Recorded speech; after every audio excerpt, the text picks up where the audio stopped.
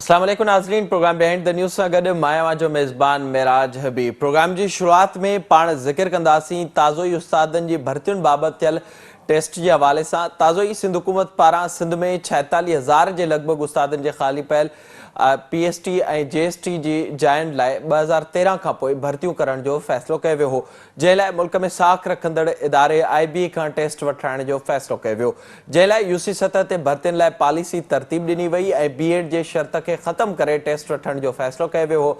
Taste लाइ गुज़िरियल साल डिसंबर में सिलेबस ॿुधायो वियो हो। टेस्ट खां अॻु पासिंग मार्क्स ऐं पॉलिसी बि सिंध हुकूमत पारां वाज़े कई वई हुई। जीअं ई टेस्ट जो ऐलान थियो त सॼी सिंध में पढ़ियल लिखियल बेरोज़गार नौजवाननि पारां तयारीअ जी शुरूआत कई वई। सिंध जे अक्सर शहरनि में टेस्ट जी तयारी लाइ सेंटरनि ऐं अकेडमीज़ पारां बि ऐलान कयो वियो त हू तयारी कराईंदा। न सिर्फ़ु एतिरो पर सॼी सिंध में सोशल साइट्स फेसबुक ऐं व्हाट्सएप ते बि ग्रुप ठाहिया विया ऐं उते बि तयारी जी शुरूआत थी ऐं उन सां गॾोगॾु यूट्यूब ते बि मुख़्तलिफ़ चैनलनि पारां मुख़्तलिफ़ तरीक़ा ॿुधाया विया ऐं उन जी बि तयारी कई वई। सिंध हुकूमत 17 डिसंबर 2020 ते हिकु नोटिफिकेशन कढियो हो, जंहिं में इहो ॿुधायो वियो हो त PST टेस्ट लाइ पहिरें खां 7 क्लास जे सिंध टेक्स्ट बुक बोर्ड मां टेस्ट अचणी हुई, जॾहिं त JST लाइ 6 खां मैट्रिक जे किताबनि मां टेस्ट अचणी हुई। पासिंग मार्क्स 55 रखियूं वयूं हुयूं, जॾहिं त हर उम्मीदवार खे हर सब्जेक्ट में घटि 45% मार्कूं खणियूं हुयूं ऐं बाद में सॼी सिंध अंदरि ख़ाली सीटुनि जा तफ़सील बि जारी कया विया। सिंध में पढ़ियल लिखियल लखे नौजवाननि जे दिलनि में हिकु उमेद पैदा थी त हिन भेरे हू पास थींदा ऐं तयारियुनि जो सिलसिलो बि ईअं ई शुरू थी वियो। हलंदड़ महीने सिंध में IBA पारां टेस्ट वठण जी शुरूआत कई वई, जंहिंजा नतीजा इंतिहाई मायूस कंदड़ साम्हूं आया आहिनि। साम्हूं आयल नतीजनि मूजिबि प्राइमरी उस्तादनि वारी टेस्ट में 1,83,000 उम्मीदवारनि जा नतीजा पधिरा कया विया, जिन मां पास थींदड़नि जो सैकड़ो छॾाई हिकु आहे। मजमूई तौर ते 11,203 उम्मीदवार मुक़रर मयार तहत पास थी सघिया आहिनि ऐं 1,71,000 खां मथे उम्मीदवार फेल थिया आहिनि, जॾहिं त JST जे थियल टेस्टुनि जा हतमी नतीजनि मूजिबि रुगो 0.80% उम्मीदवार पास थिया आहिनि, जिन जो तादाद 1357 आहे। 1,80,000 जे लॻभॻि उम्मीदवार पारां टेस्ट ॾिनी वई, जिन मां सॼी सिंध अंदरि 1375 उम्मीदवार पास थिया आहिनि। मजमूई तौर ते IBA जी टेस्ट में वेहंदड़ दुरुस्त करार ॾिनल उम्मीदवारनि जो तादाद 3,53,233 हो, जंहिंमां 12,587 पास थी सघिया आहिनि ऐं मजमूई तौर ते 3.5% उम्मीदवार हिन टेस्ट में पास थी सघिया आहिनि।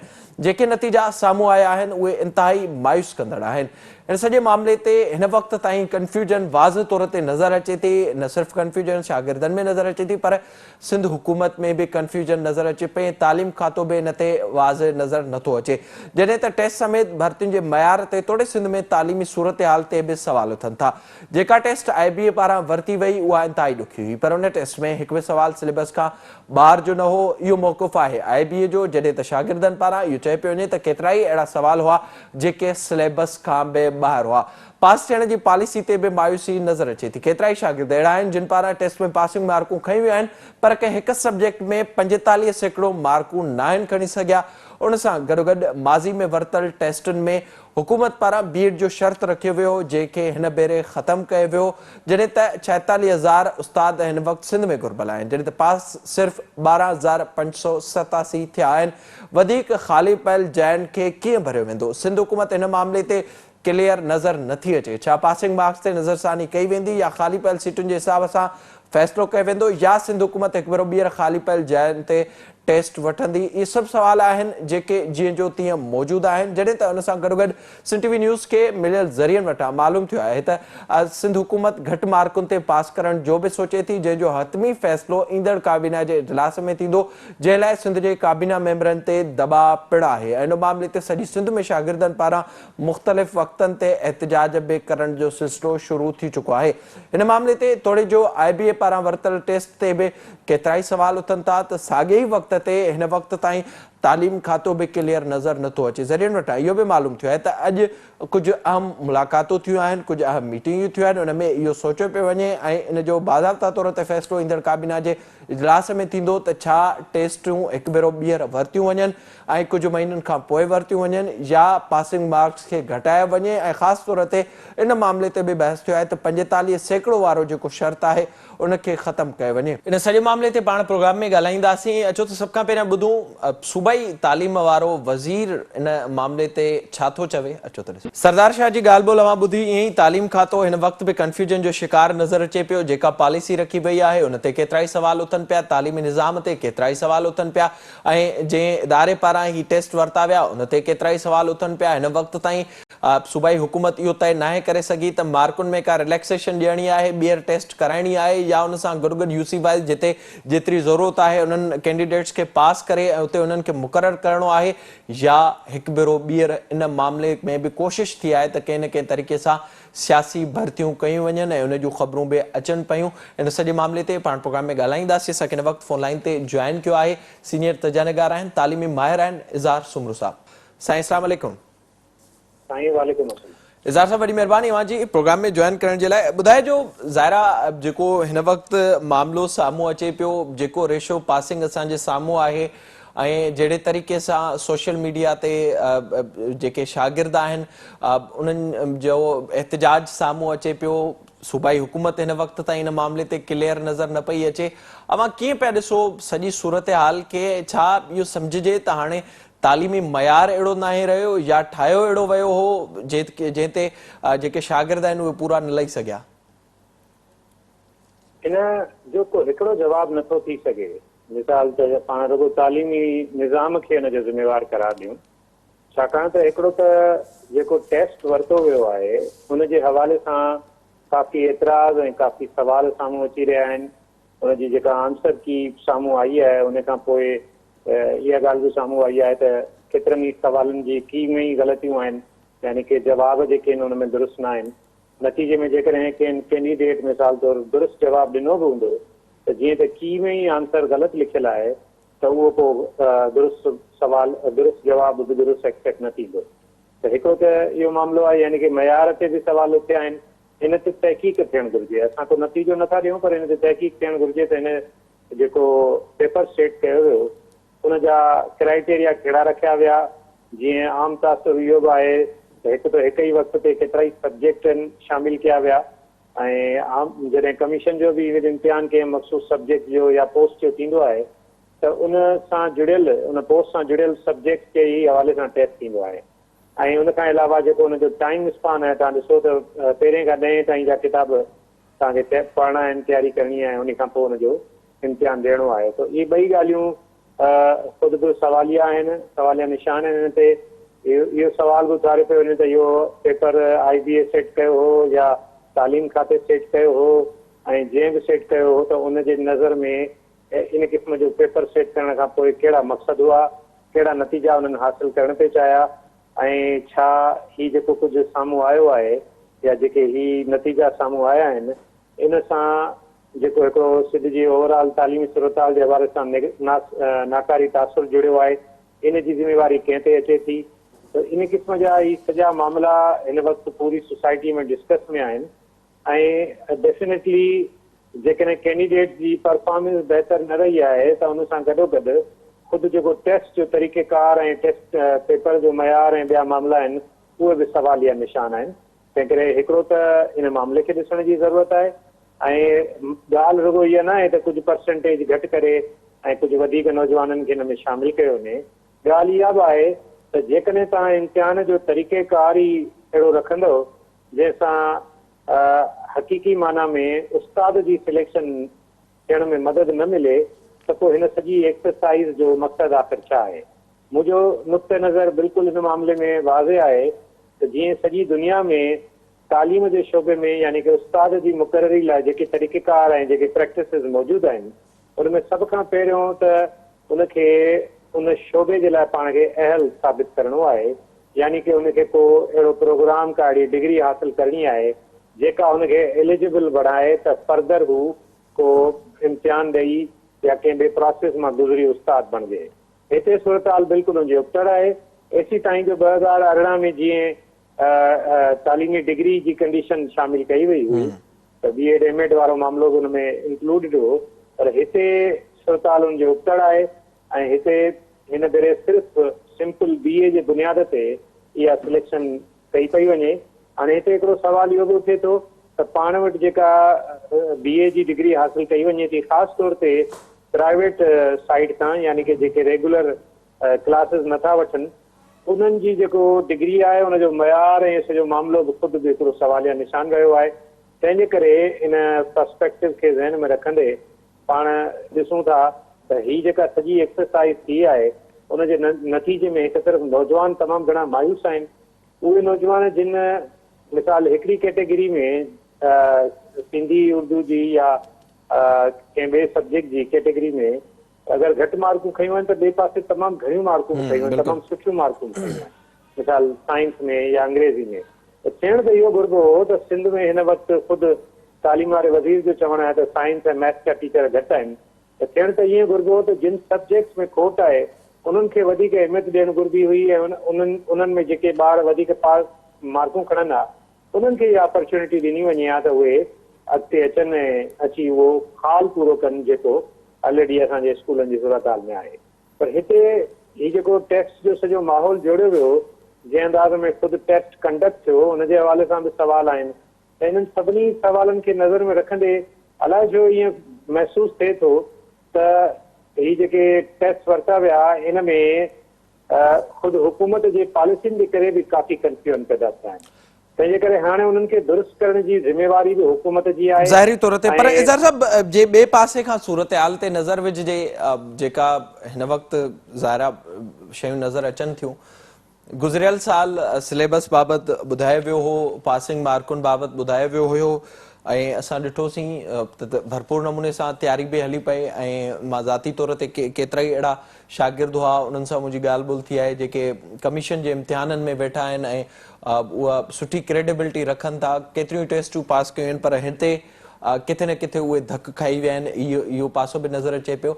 पर जेको IBA जी क्रेडिबिलिटी वारो मामिलो आहे टेस्ट वठण जे हवाले सां उनखे तक़रीबन क्लियर करार ॾिनो पियो वञे। जेका अवां ॻाल्हि कयो पिया कीज़ जे हवाले सां, उहो हिक खां ॿिनि क्वेश्चन्स में अहिड़ो मामिलो साम्हूं आयो आहे, पर उन में बि हिन वक़्तु जेके IBA वटां मूं वटि मालूमात मिली आहे त उन में मार्कूं सभिनी खे ॾियण जो IBA सोचे पई।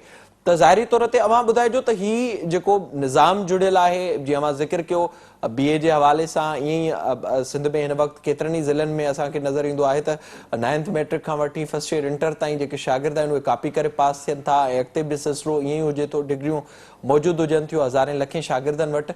त जेको निज़ाम आहे उन ते बि केतिरा ई सवाल उथनि था इन सॼी सूरत हाल ते। बिल्कुलु सवाल उथनि था, इन खां इनकार बि न आहे त तालीमी मयार पोइते वियो आहे, पर उते जेकॾहिं पाण इहो चऊं था त तालीमी मयार पोइते वियो आहे त इनजी गिरी ज़िम्मेवारी त वरी बि सरकार ते ई अचे थी न।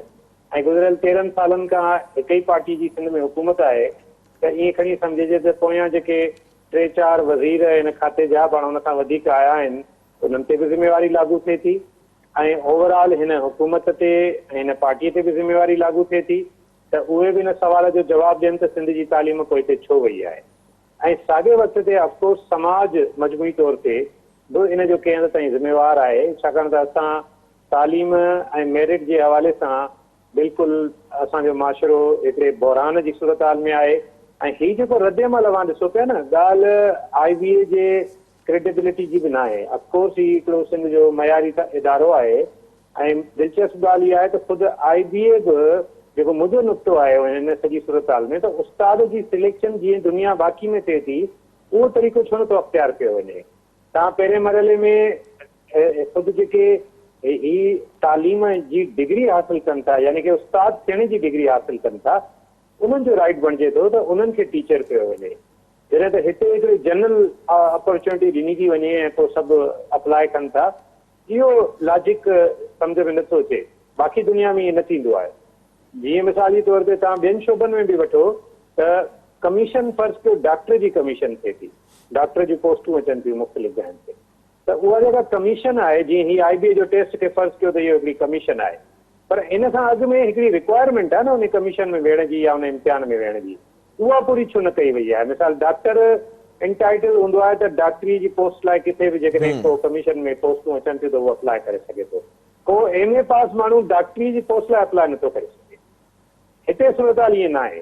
हिकिड़े उस्ताद थियण जे लाइ हिकिड़ियूं घुर्जूं ऐं ज़रूरतूं हूंदियूं आहिनि। मिसाल हिकिड़ो तव्हां जेका मयार जी ॻाल्हि था कयो त असां IBA खां बि इहो पुछूं था त हिन समूरे टेस्ट में उस्ताद जे एप्टीट्यूड जे हवाले सां को हिसो रखियो वियो, बिल्कुलु के सवाल रखिया विया हुआ। चाइल्ड साइकोलॉजी खां वठी क्लासरूम मैनेजमेंट, लेसन प्लानिंग ऐं ॿिया केतिरा ई मामला आहिनि जेके उस्ताद जे क्वालिटी खे चकासण जे लाइ, चेक करण जे लाइ ज़रूरी हूंदा आहिनि। त उन सवाल मां ख़बर पवंदी आहे त उहो उस्ताद जेको आहे उहो कीअं सोचे थो ऐं उहो अॻिते हली क्लासरूम में कीअं बिहेव कंदो। इन हवाले सां त को सवाल ऐं का ॻाल्हि साम्हूं आई कोन्हे, को सब्जेक्ट ई न आयो आहे। त मुंहिंजी नज़र में इन मां ई ज़ाहिर आहे त हीउ हिकिड़ो जनरल टेस्ट हो जेको असल में घुर्जूं ई पूरियूं न पियो करे, पहिरियों त नथो इहो आहे।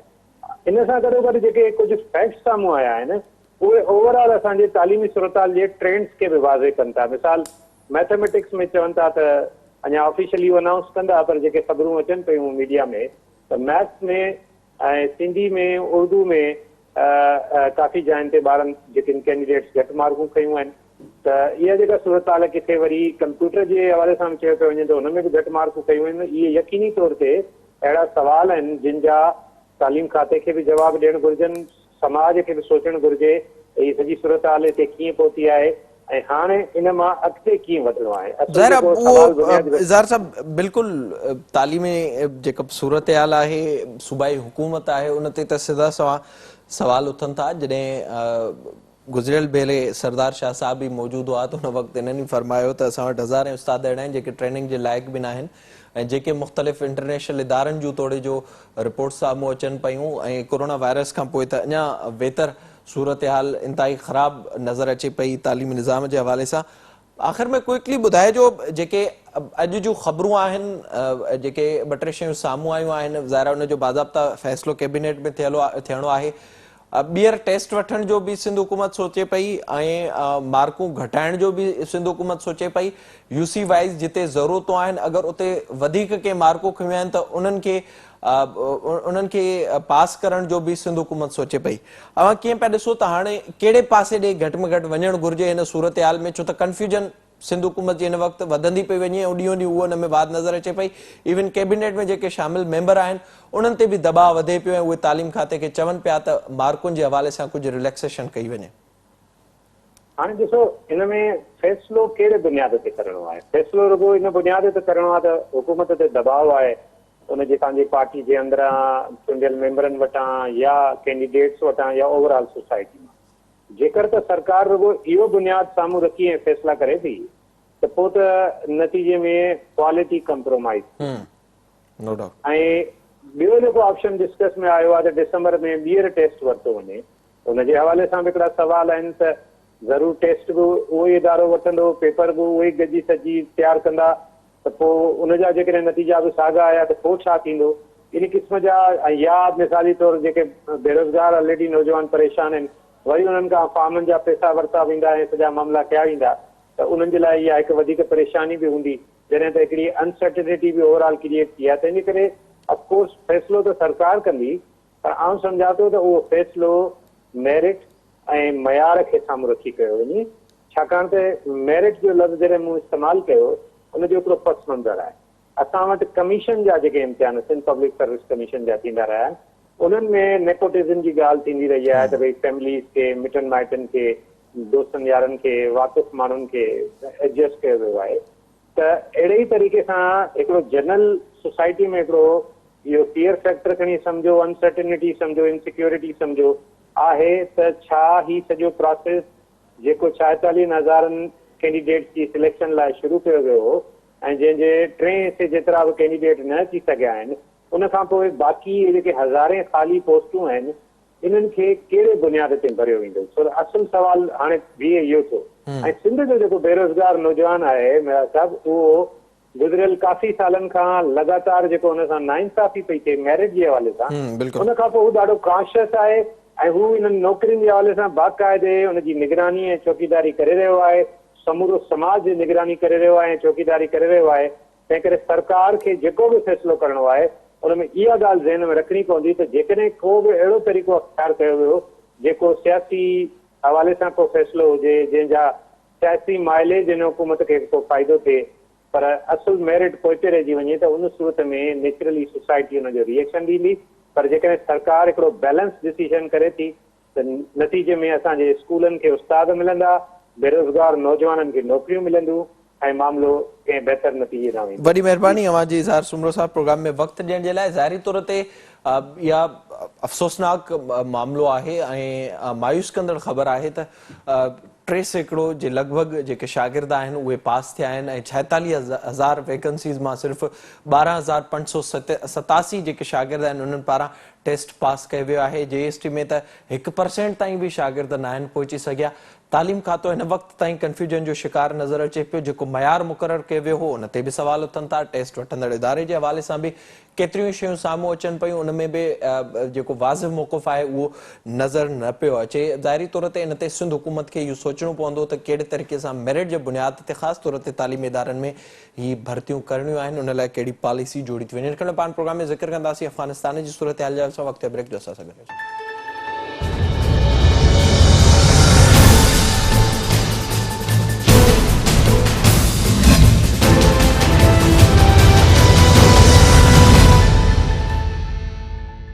प्रोग्राम में ज़िक्र कंदासीं अफ़गानिस्तान जी सूरत हाल जे हवाले सां। जेतोणीकि हिन वक़्त ताईं अफ़गानिस्तान में का वाज़िह तौर ते हिकमत अमली नज़र न पई अचे। निज़ाम वारे मामले ते बि को फ़ैसिलो नाहे थी सघियो, जॾहिं त साॻिए ई वक़्त में अमरीका पारां 2001 खां 2020 ताईं तालिबान जी मदद कंदड़नि ख़िलाफ़ कार्रवाई जो फ़ैसिलो कयो वियो आहे। सेनेट में काल्ह मामिलो आयो जंहिं ते पाकिस्तान ते बि आङुरियूं कजनि थियूं ऐं वाज़ो तौर ते पाकिस्तान ते बि इन मामले ते पाबंदियूं लॻण जो इम्कान बि ज़ाहिर कयो पियो वञे। मजबूरी तौर ते जेको ही हिन वक़्तु सूरत हाल नज़र अचे पई ख़ासि तौर ते अमरीका जे हवाले सां, जीअं ई तालिबान अफ़गानिस्तान ते कब्ज़ो कयो त उन जूं सिधूं सियूं आङुरियूं पाकिस्तान ते खयूं वियूं ऐं पाकिस्तान ते सवाल उथारिया विया।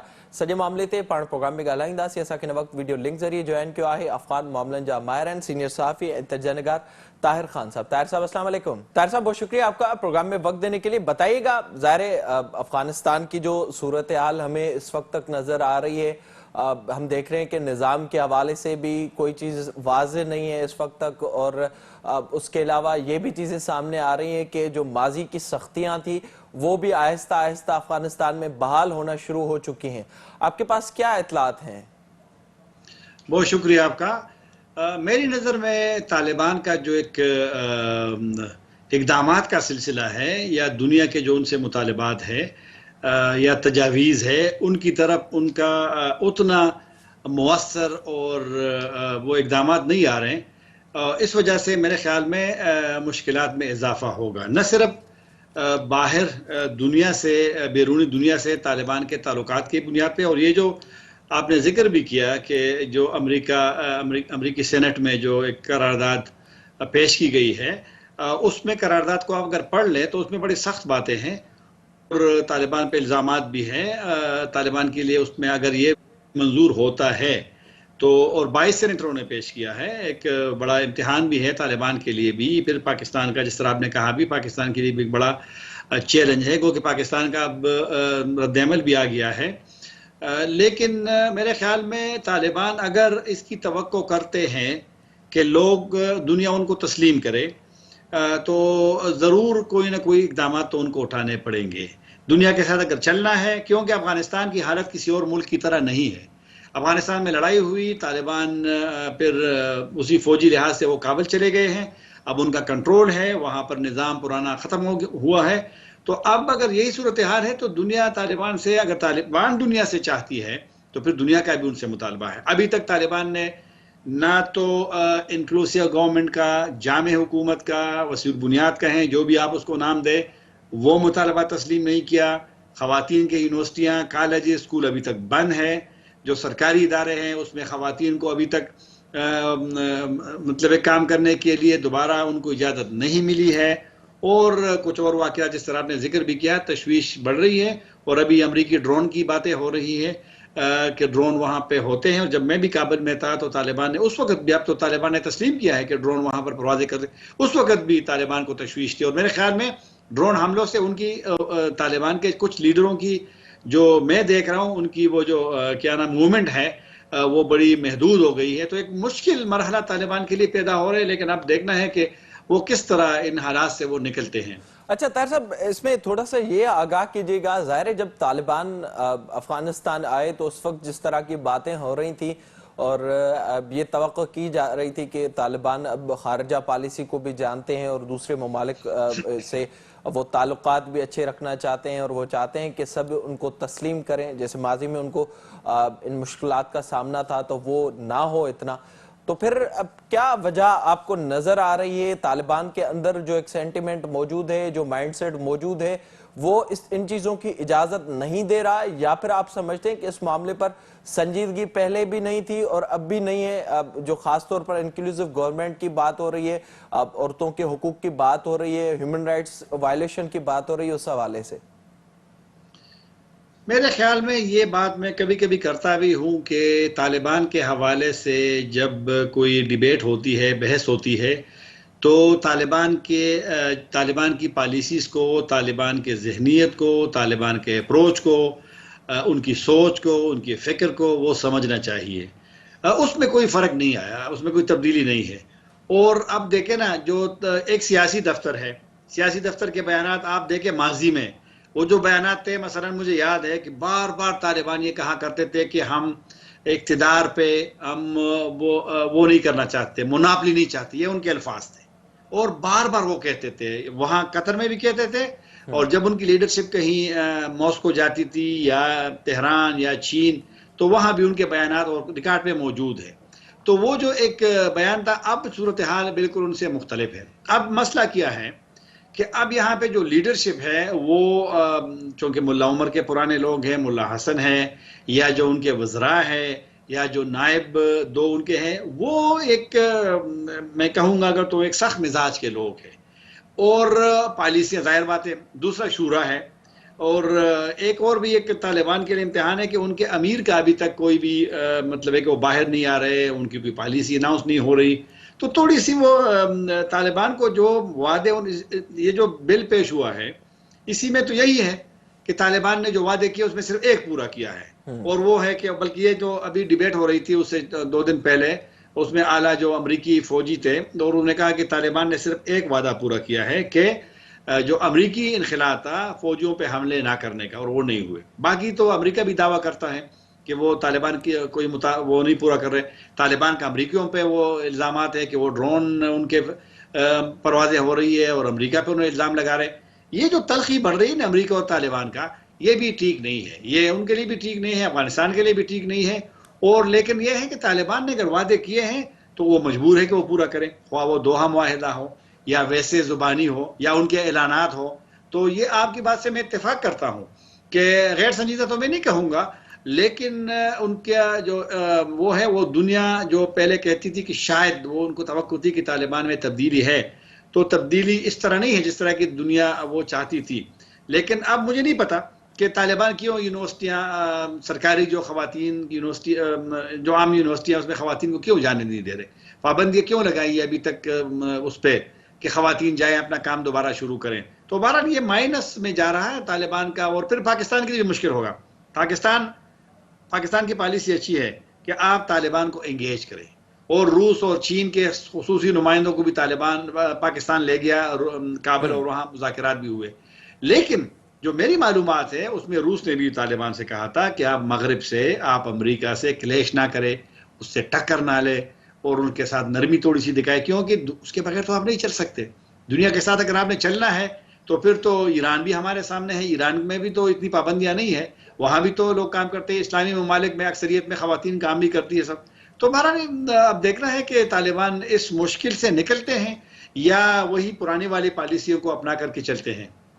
اچھا طاہر صاحب، اس میں تھوڑا سا یہ بھی آگاہ کیجیے گا، ظاہر جب طالبان پہنچے افغانستان اور قبضہ کر لیا افغانستان میں، تو اس کے بعد ہم نے دیکھا جو پڑوسی ممالک تھے، پاکستان میں کا بھی اس میں کردار تھا، اور ہم نے دیکھا رشیا اور چائنا نے بھی کوششیں کی کہ وہاں پر کسی نہ کسی طریقے سے معاملات کو سیٹل کیا جائے، اور اس کی مسلسل کوششیں ہو رہی ہیں۔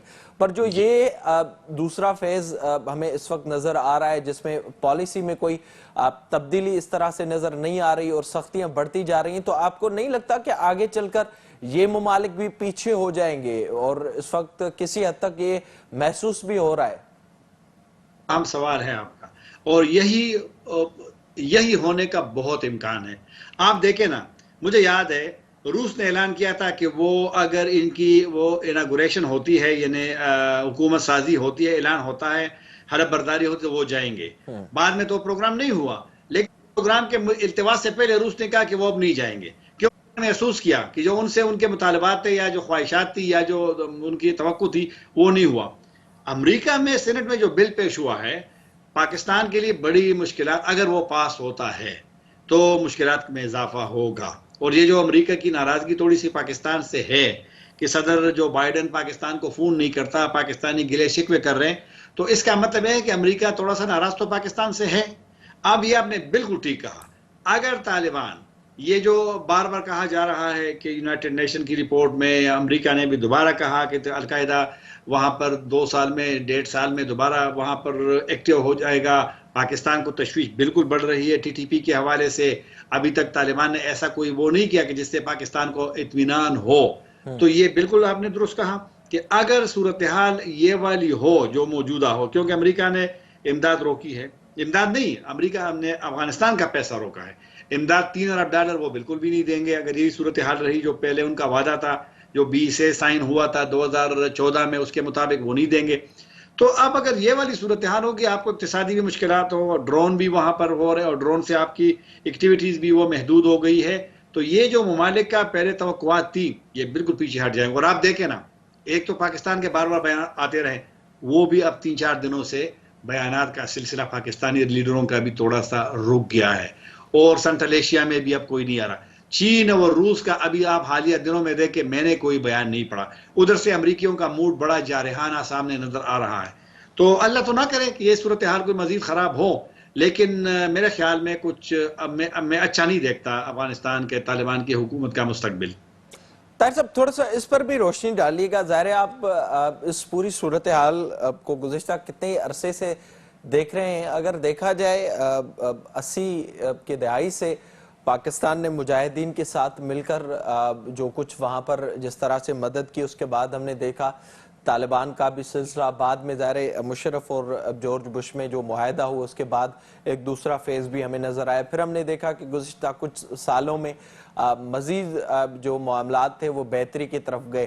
اس پورے جو ایک فیز تھا افغانستان میں اس دفعہ امریکہ کے نکلنے اور طالبان کے قبضے کا، اس میں آپ پاکستان کو کیسے ریٹ کریں گے؟ جس طرح کی پالیسی رہی، کیا آپ کو نہیں لگتا کہ ہم زیادہ ترجمان بن گئے طالبان کے، جس کی وجہ سے اب ہم پر سوالات اٹھنا شروع ہو چکے ہیں واضح طور پر؟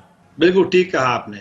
اب پاکستانی لیڈروں کے بیانات کو طالبان بھی اچھا نہیں سمجھتے اور خواہ مطلب ہے کہ ایک خود آپ وہ ایک میں کہوں گا کہ آپ پارٹی بننے کی کوشش کرتے ہیں، جو کہ ٹھیک نہیں ہے. دنیا دیکھو نا، ہمارے لیڈروں کے بیانات اور دنیا کے بیانات میں زمین آسمان کا فرق ہوتا ہے. ہم بے احتیاطی کرتے ہیں، ہم بیانات میں الفاظ ہمارے چناؤ صحیح نہیں ہوتا، تو ہم سفارتکاری کا وہ جو نزاکتیں ہیں اس کا ہم خیال نہیں کرتے. اور یہی وجہ ہے، میں آپ کو صاف صاف بتاؤں، یہ جو آج کل ہماری بات کو کوئی بھی اہمیت نہیں دیتا، ہمارے بڑے قریبی دوست، آپ مجھے بتائیں نا کون سا ایسا معاملہ ہے جس پہ کسی بھی ملک نے ہمارا ساتھ دیا ہو، ہمارے قریبی ممالک نے ساتھ نہیں دیا ہو. تو لہٰذا یہ اس میں ہماری خرابیاں بالکل ہے، غیر سنجیدہ بیانات، غیر ضروری بیانات. اور آپ یقین کیجئے جب وزیر اعظم کا یا وزیر خارجہ کا بیان آتا ہے، آپ خود کبھی ٹرائی کر لیں، آپ بھی صحافی ہیں اور اچھے صحافی ہیں، آپ کسی ڈپلومیٹ سے جس سے آپ کا بڑا اچھا تعلق ہو، آپ ذرا ان سے پوچھ لیں پرائیویٹلی کہ یہ بیانات کو کیسے لگتا ہے، تو ان کا جواب ہوگا کہ یہ ٹھیک نہیں ہو رہا.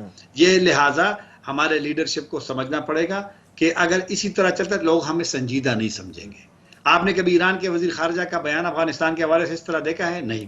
آپ نے کبھی روس اور چین کے طالبان سے اعتماد کا رشتہ پاکستان سے زیادہ ہے، یہ میری اپنی ججمنٹ ہے، لیکن انہوں نے بھی بیان نہیں دیا.